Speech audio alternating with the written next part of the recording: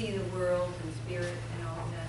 So I was just noticing that when you were reading the letter, that if I translated every God word into good, I have a whole different experience.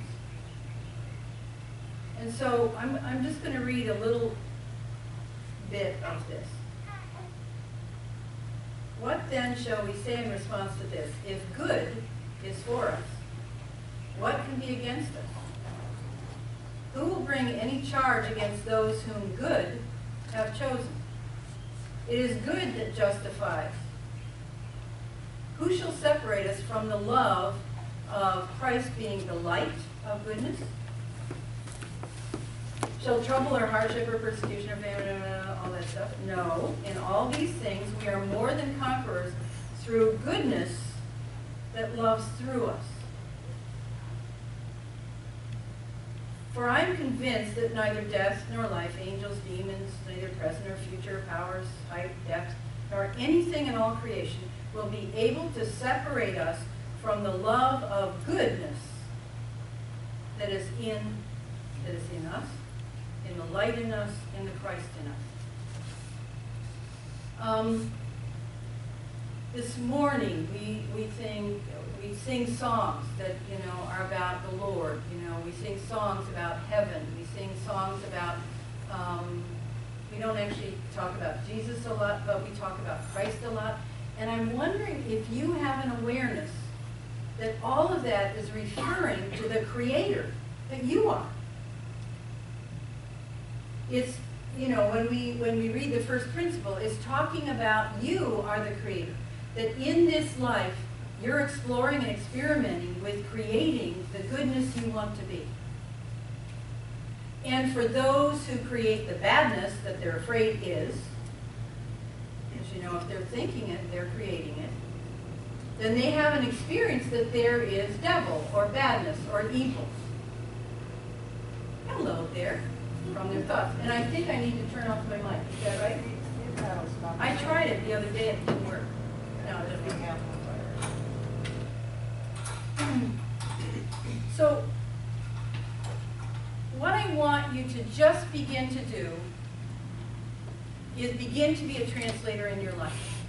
So that you don't separate yourself from words, that you start recognizing those words are meant to inspire me, spirit, spirituality, inspire me to feel good,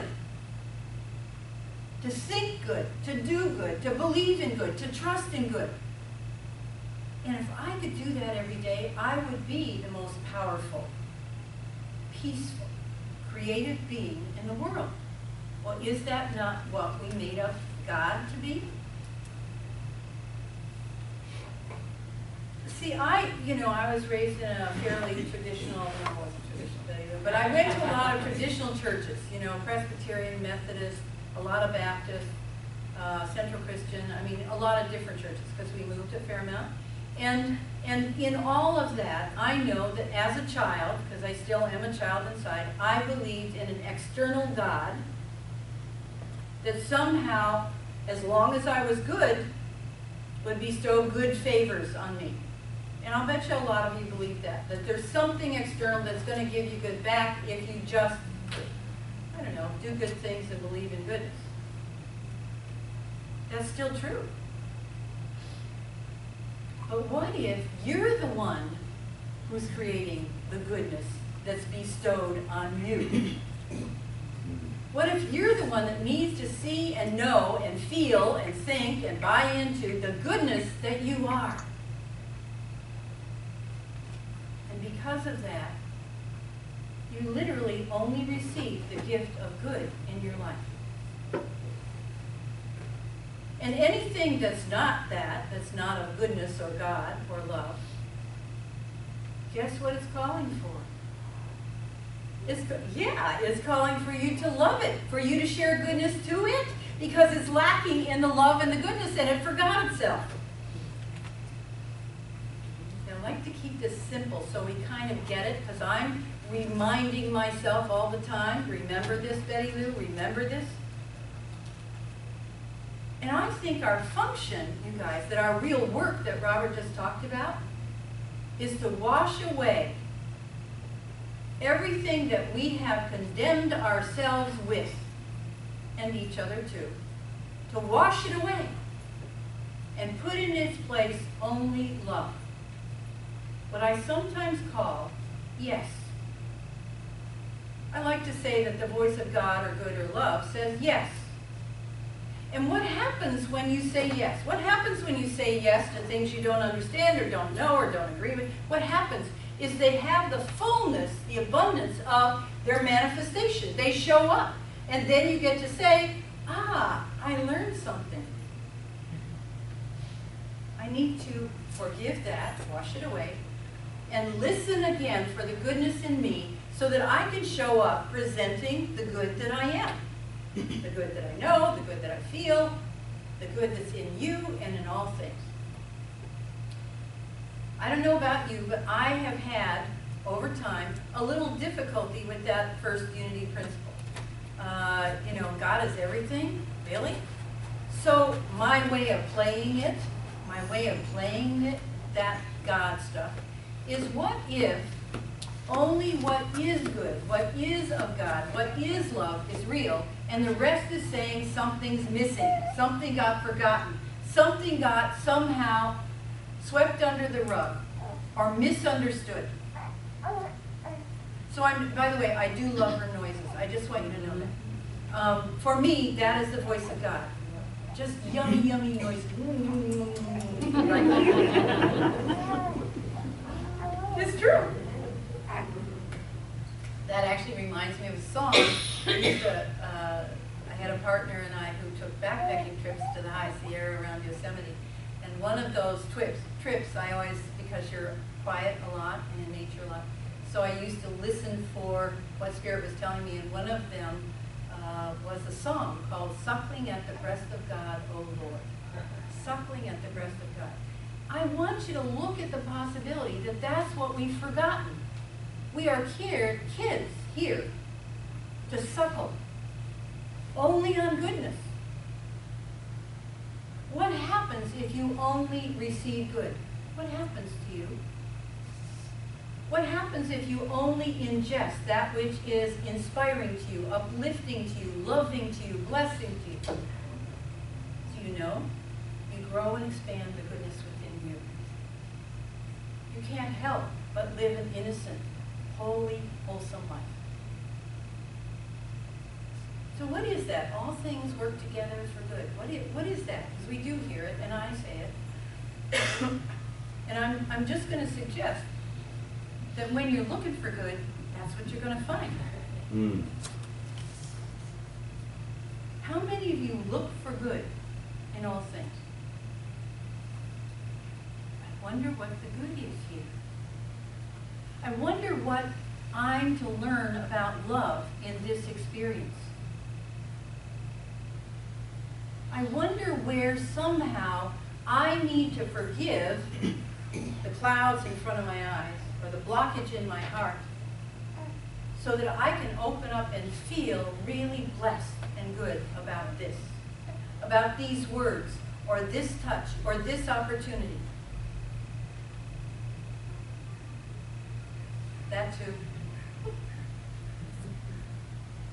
And if you didn't hear it, it was a little phone thing or an alarm. See, I use often in my life the idea that we have some steps to create the life we want. And I have to acknowledge that while I teach the steps, the 7 steps, I don't actually think beforehand and do blah, blah, blah, blah, blah, 1, 2, 3, 4, 5. I don't do that. So I'll share the steps, and you've probably heard me share them before in various ways. I'll share the steps, but I want you to know that in this moment in time, sitting right here in front of me, I'm speaking your words to your ears so that you can receive the good that you want to hear and feel.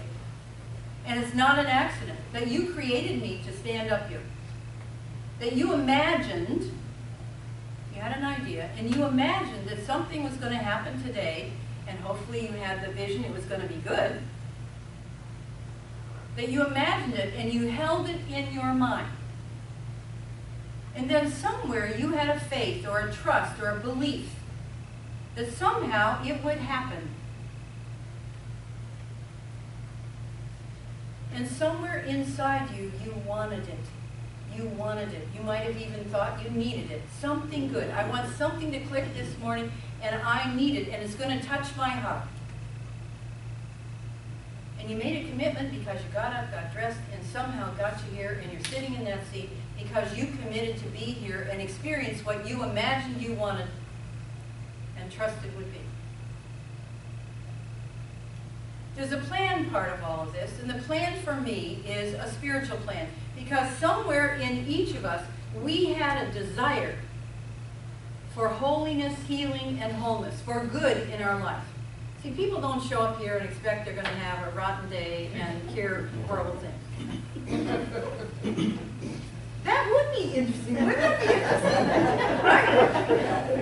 That actually would be kind of fun to experiment. And what I know is you have experimented. You have experimented with anticipating or imagining before certain events that it's going to be bad.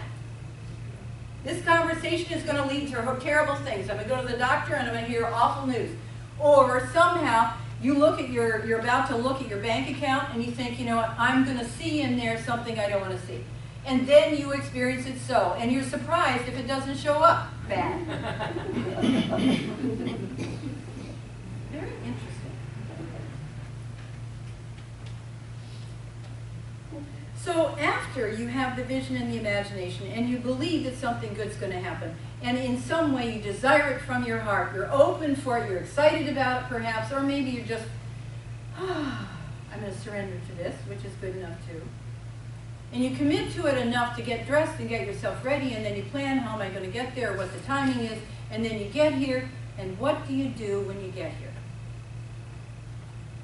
I have to tell you, that's probably the biggest question I see on planet Earth right now, because it's what you do that counts. It's what you do that counts. We have a lot of people who are believers, a lot of people who are thinkers and imaginers and creators and all that stuff in that way, but you have to do something.